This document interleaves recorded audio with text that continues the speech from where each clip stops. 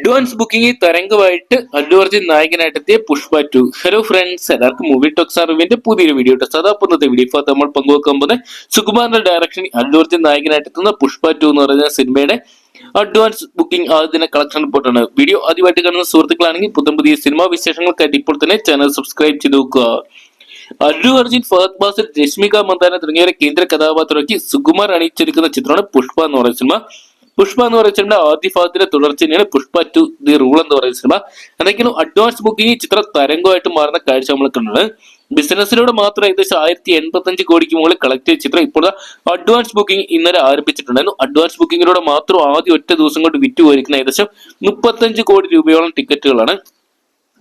Indian box ഓഫീസിൽ നിന്ന് മാത്രം ചിത്രം 10 കോടി 25 ലക്ഷം രൂപ സ്വന്തമാക്കിയപ്പോൾ ഓവർസീസിനായിട്ട് ചിത്രം 25 കോടി രൂപ സ്വന്തമാക്കിയിട്ടുണ്ട്.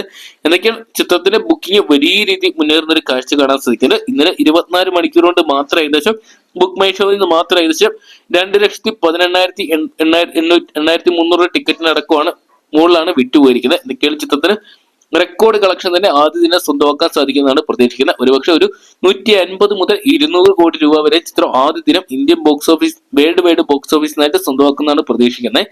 ഇന്ത്യയിൽ ഏകദേശം 90% തിയേറ്ററുകളിൽ പുഷ്പ 2 എത്തുന്നു എന്ന പ്രത്യേകത ചിത്രത്തിനുണ്ട്. ഇതൊക്കെയാണ് കാത്തിരിക്കാം ഇന്ത്യൻ സിനിമകളുടെ എക്കാലത്തെയും ബ്രഹ്മാണ്ഡ ചിത്രത്തിനായിട്ട്. അപ്പൊ പുഷ്പ 2 എന്ന് പറയുന്ന അല്ലു അർജുൻ ചിത്രത്തിനായിട്ട് നിങ്ങൾ ആരൊക്കെയാണ് കാത്തിരിക്കുന്നത് കമന്റ് ബോക്സിൽ പങ്കുവെക്കുക. വീഡിയോ ഇഷ്ടപ്പെട്ടെങ്കിൽ ലൈക്ക് ചെയ്യാനും ഷെയർ ചെയ്യാനും ചാനൽ സബ്സ്ക്രൈബ് ചെയ്യാനും മറക്കണ്ട.